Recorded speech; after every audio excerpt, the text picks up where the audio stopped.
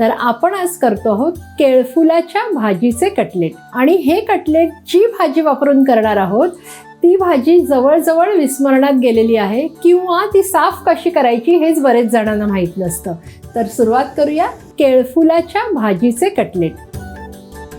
हे जे केळफूल आहे त्याची ही जी सालं आहेत ती काढून टाकायची. ही केळी आहेत, छोटी छोटी केळी, तर ही आपण अशी काढून घ्यायची. हे असं एक एक घ्यायचं, हे उघडायचं आणि हा जो भाग असतो बघू शकता तुम्ही, हा भाग हा आपल्याला घ्यायचा नाही आहे, तर हे काढून टाकायचं. आणि हा एक जो तुऱ्यासारखा भाग दिसतो हाही काढून टाकायचं आहे. आणि बाकीचं उरलेलं हे जे सगळं आहे हे आपण वापरणार आहोत. आता हे मी पाण्यात टाकते. अशा प्रकारे जोपर्यंत ही सालं निघतायत तोपर्यंत आपण हे काढून घ्यायचं. हे झाल्यानंतर हा जो संपूर्ण भाग आहे हा आपण डायरेक्ट घेऊ शकतो. इथून सुरीने ह्याचा देठ कापून टाकायचा आणि हा सगळा भाग डायरेक्ट घ्यायचा आहे. आणि शेवटचा भाग जो आहे तो काढून टाकायचा आहे. आता इथे बघू शकता ह्याला चीक असतो, हा चीक तुम्हाला दिसत असेल, तर त्यामुळेच आपण आता ही भाजी ताकात टाकणार आहोत, त्यामुळे हा चीक सगळा निघून जाईल. आणि चिरल्यावर लगेच हे आपण ताकात घालायचे. जास्त वेळ जर ही भाजी बाहेर ठेवली तर ती लगेच काळी पडते. आता ही जी केळी आपण काळी पडू नयेत म्हणून पाण्यात घालून घेतली होती ती सुद्धा आता चिरून घ्यायची. आता ह्याचा सगळा चीक गेलेला आहे, तर आता हे पिळून आपण साध्या पाण्यात घालून घेऊया. आजच्या रेसिपीचा महत्त्वाचा भाग म्हणजे केळफूल साफ करून झालेला आहे. तुम्ही बघितलं त्याला फार वेळ लागलेला नाहीये. तर आता आपण कटलेट करूया. त्यासाठी एका पॅनमध्ये मी 2 टेबलस्पून तेल घेते. गॅस ऑन करते. तेल गरम झालेलं आहे. आता ह्याच्यात अर्धा टीस्पून हिंग घालते. त्यानंतर इथे मी 2 मध्यम आकाराचे कांदे बारीक चिरून घेतलेले आहेत ते घालते. कांदे छान परतून घ्यायचे. कांद्याचा रंग बघू शकता थोडा चेंज झालेला आहे. आता ह्याच्यामध्ये मी साधारण 1 टेबलस्पून आलं आणि लसणीची पेस्ट घालणार आहे. आता ह्याच्यात घालूया अर्धा टीस्पून हळद, 2 टीस्पून मिरची पावडर. ही काश्मीरी मिरची पावडर मी घेतलेली आहे. चवीप्रमाणे मीठ घालून घेऊया. आता जे केळफूल आपण चिरून ठेवलेलं आहे ते आता ह्या कांद्यात घालून घ्यायचं. थोडंसं पाणी ह्याच्याबरोबर गेलं तरी सुद्धा चालणार आहे. आता हे सगळं व्यवस्थित मिक्स करायचे. ही जी भाजी आहे केळफुलाची ही शिजायला अजिबात वेळ लागत नाही. ही खूप पटकन शिजते. एक 3-4 मिनटं आपल्याला ही अशीच परतून घ्यायची आहे. ह्याच्यावर झाकण ठेवायचं नाही. आता इथे मी साधारण अर्धा कप हे स्वीट कॉर्न उकडून घेतलेले आहेत. ह्याच्याऐवजी तुम्ही हिरवा वाटाणा घातला तरी सुद्धा चालेल. आता ह्याच्यात साधारणतः पाव कप एवढी कोथिंबीर घालूया. त्यानंतर 2 टीस्पून किचन किंग मसाला मी घालते आहे आणि 2 टीस्पून चाट मसाला.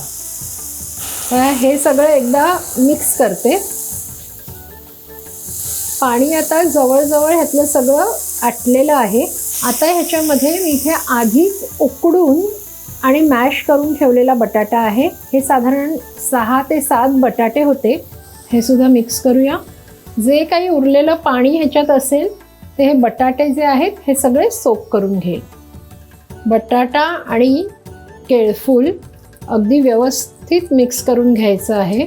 आता मी गॅस बंद करते आणि हे जे मिश्रण आहे ते अगदी व्यवस्थित थंड होऊ द्यायचे. कटलेटचं मिश्रण तयार आहे, थंड झालेलं आहे. आता एकीकडे ना मी इथे ब्रेड क्रम्स घेतलेत आणि मैद्याची स्लरी केलेली आहे. तर मैद्याची स्लरी करण्याकरता 3 टेबलस्पून मैदा आणि 7-8 टेबलस्पून मी पाणी घातले, कारण आपल्याला ही स्लरी पातळ हवी आहे. मी आता वरून सुद्धा कोथिंबीर घालणार आहे. ही ऑप्शनल आहे. हे मिश्रण सगळं मिक्स झालंय. तुम्हाला जर कोणताही शेप द्यायचा असेल, गोल किंवा चौकोनी, तर तुम्ही करू शकता. मी इथे हा बदामाच्या आकाराचा साचा घेतलेला आहे. आता ह्याला ना मी आतमधून तेल लावून घेणार आहे. थोडंसं तेल हाताला पण लावणार आहे तर ह्यातला एक गोळा घ्यायचा, साच्यात घालायचा, दोन्ही बाजूंनी व्यवस्थित ह्याला असं लेव्हल करून घ्यायचं आणि आता हा जो साचा आहे हा आपण काढून घ्यायचा आहे. आता हा कटलेट जो तयार झालेला आहे त्याच्यावर आपण थोडीशी ही जी स्लरी आहे मैद्याची पातळ स्लरी करायची, बघू शकता. आता ही जी स्लरी आहे ती मी अशीच लावणार आहे, स्लरीमध्ये बुडवणार नाही आहे, नाही तर ह्याचा शेप जाऊ शकतो. आणि आता हे ब्रेड क्रम्बमध्ये घोळवायचे आणि हा तयार कटलेट आता आपण बाजूला ठेवूया. मी गॅस ऑन करते. तेल गरम झालेलं आहे. आता हे कटलेट ह्यात आपण शॅलो फ्राय करणार आहोत. जर तुम्हाला आवडत असेल तर तुम्ही हे डीप फ्रायसुद्धा करू शकता. हे सगळं मिश्रण शिजलेलं असल्यामुळे आपण मोठ्या गॅसवरच हे कटलेट तळून घ्यायचे. एक बाजू व्यवस्थित झाली की त्यानंतरच उलटायचे. कटलेट दोन्ही बाजूनी छान खरपूस झालेले आहेत. आता आपण ते काढून घेऊया.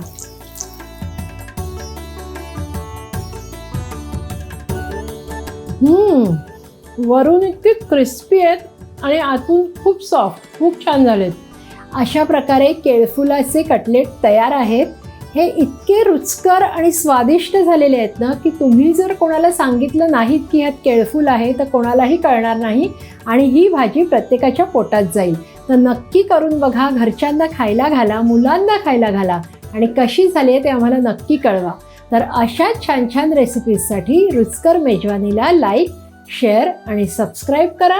आपण पुन्हा भेटतोय पुढच्या भागात.